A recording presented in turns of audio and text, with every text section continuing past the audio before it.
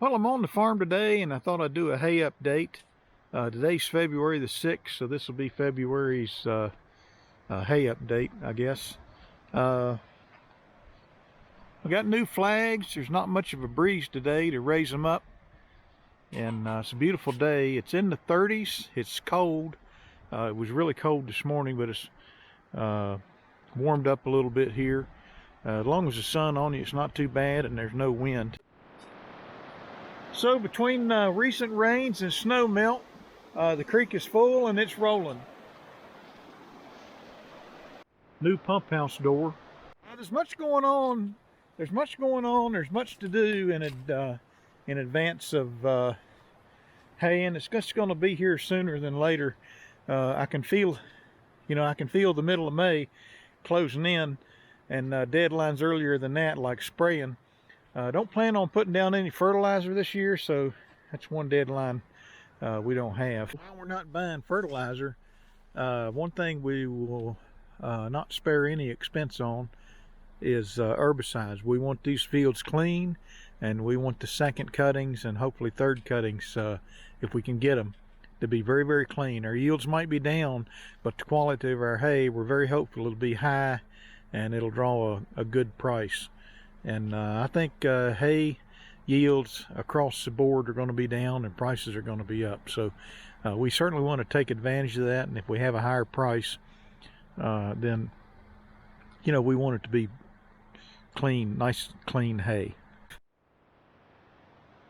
The Model 50 Massey with the 100 loader, we basically got it off the truck and parked it, and it won't start. I've got some wiring issues in there, I think, and I just haven't had a chance to sort it out.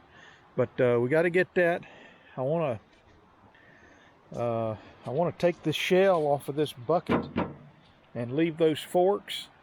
I've got some brush to move. I'll show you that here in just a little bit. And but we also need to figure out a hay spear that we can put on this thing too, so when the round bales come, we'll be ready. When the round baler comes, we'll be ready. I've been working on my hay elevator, but I cannot get the it's so bent right through here. I just can't get it lined up in such a way that I can pull it on. And I'm thinking about making some plates, either out of wood or steel, to just butt this thing together and screw it down on both sides, and on that side too, and be done with it. As you've seen in some of my other videos, I've been pulling kicker wagons over here in this orchard, kind of staging them, and I'll bring them up one at a time and kind of go through and fix and repair whatever I need to do. The Farmall 350. I got the side hood off. There's nothing really wrong with it. What I'm doing is trying to figure out if it's supposed to be a 12 volt system on here. 1958 was 12 volt negative ground, and of course the decal for this generator right here is on the opposite side, so I'll have to take it loose. And the voltage regulator, I was looking for a part number on it, but I don't know, maybe I took that cover off, but I didn't see a part number. So maybe it's on the back side. If somebody has a clue where the part number is on one of these voltage regulators, I'd like to know. Also got a bit of a power steering leak up here. I'm not sure what's going on with this, but I would just say that, the Farmall 350 is a great tractor, but when we get down to brass tacks and haying up here, this is kind of an optional machine. We don't have to put this on any piece of equipment. We got enough tractors and redundancy that if we get down to where we have to use this tractor, we got bigger troubles than just the power steering unit on this tractor. But for these cold temperatures and getting out here and hustling wagons and just doing a few little chores like that, it's a great cold weather starter. And so, like I say, I'm just kind of doing a fact-finding mission there with that hood off, and I'll get that thing back on, and we'll keep tinkering with it through the winter. There, the flags are moving a little bit. The state of Virginia, or it's really the Commonwealth of Virginia, and then a "Don't Tread on Me" flag underneath it. All right, over here at the barn, you know, one of the things you want to do before things start greening up is want to get all this trash out of here. It's very important, particularly when you're selling to horse customers, to just have a very presentable hay barn. And this looks like a, you know, a landfill sometimes. I'm hoping as the weather breaks and things turn warmer, I can turn my attention to this sprayer. And I'm not sure that I want to use this tank, but it seems solid. I might. I certainly wouldn't put 500 gallons in it. But what I may do is, you know, fill it up with some water and run it around somewhat, I wouldn't say abusively, but just to see what happens. And I got to figure out what to do with the booms and the pump. The pump on here is a it's a hydraulic driven pump, and the only tractor that I've got that has a closed center system is the Massey 1105. So I may or may not keep that pump. I may go to something different, and I may or may not keep these booms. I may take the booms off of my other sprayer. They unbolt. I may take the booms off my other sprayer and put them across the back of this one. This is like a 40-foot sprayer, and my concern is that the way our fields pitch and roll, we'll put the end of these sprayer arms in the dirt. So I don't want to really cut them or destroy them, but I feel like they need to be a little higher off the ground than up there in the front, and I can probably unbolt the ones off the sprayer I got and probably figure out a way to bolt them across the back of here. But I don't know that that's what I'm going to do, and I don't know that I'm going to have this thing in service for this spring. You know, on my day job, I've got deadlines.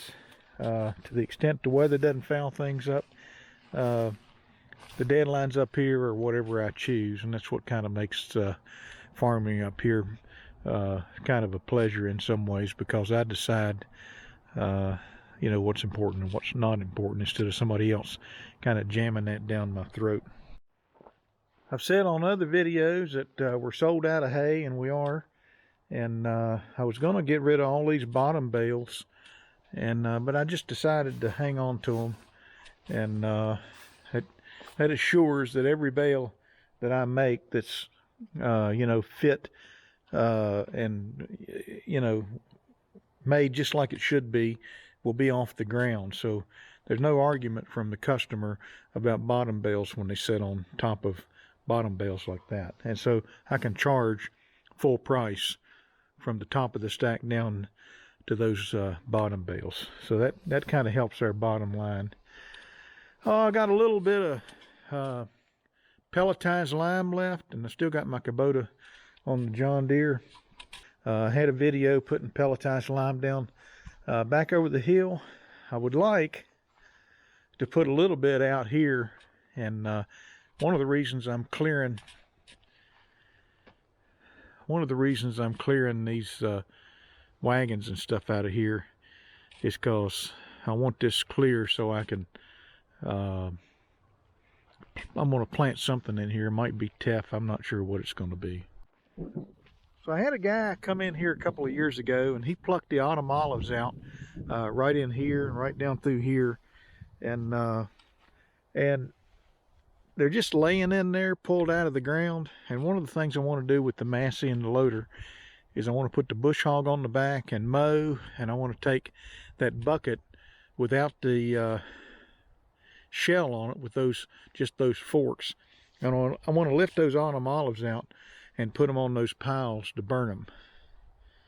And then I'm going to keep this cleared, and we'll try to probably plant all of this and all of that out there in something. I've got some teff grass. I might put it in that, but I'm not real sure. So when we do get ready to burn those brush piles, I've got this IBC tote right here, and I've got some fittings for it that we can hook a hose up to. And I want a ready source of water, you know, when I light off a match out here in this field. So in addition to all of that, the Massey Ferguson 1105, it ought to be back here shortly, by the middle of March. I know the guy sent me an email asking about some miscellaneous things I wanted done. Said they were getting ready to roll it in the shop. So I expect to hear on the Massey 1105 any week now, and we're just kind of waiting on the weather to clear and the salt to go away on the roads before we bring the 4x4 John Deere baler in. So a lot going on, and you know, time is flying by. You know, I'll do the best I can and get done what I can, and I won't worry about it if I don't.